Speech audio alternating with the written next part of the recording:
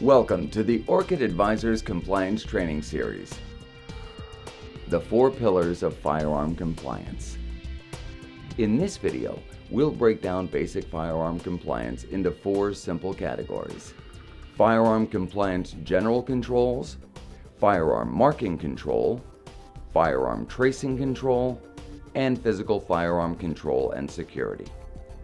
Throughout our video series, we focus on these 4 areas because they relate specifically to operationalizing firearm compliance.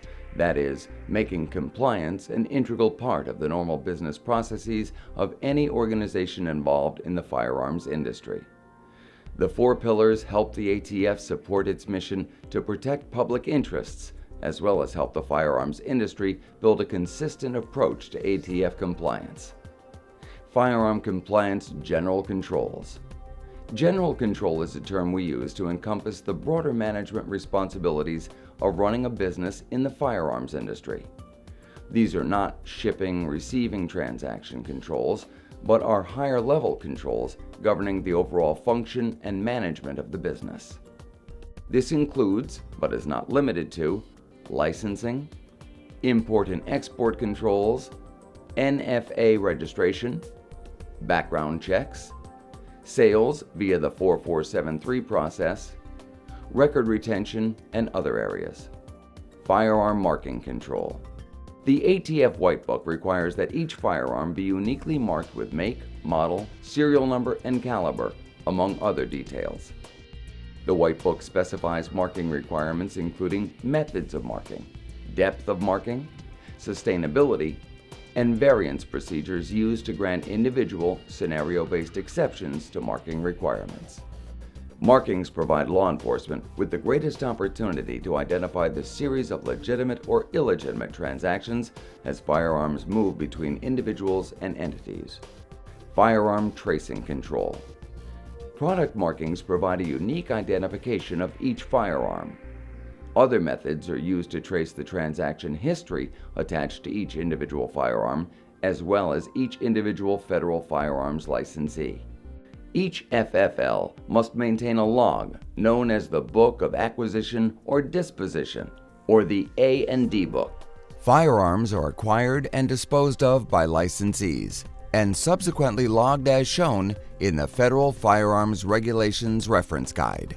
Additional requirements exist regarding the type of information that is captured in the book, the time interval required to record a specific event, and how the record is to be maintained. Acquisitions are when a firearm first becomes serialized or manufactured, or when a firearm is received. Dispositions are when a firearm is transferred to another license, when a firearm is transferred to a non-licensee, when a firearm is destroyed, when a firearm is reported to the ATF as lost or stolen. Physical firearm control and safety. The ATF expects that those who control the manufacture, distribution, and sale of firearms will do so in a manner that keeps the product out of the hands of those who are not supposed to possess them. Theft, loss, or inappropriate transfer of a firearm is considered a major offense in the eyes of the ATF regulators.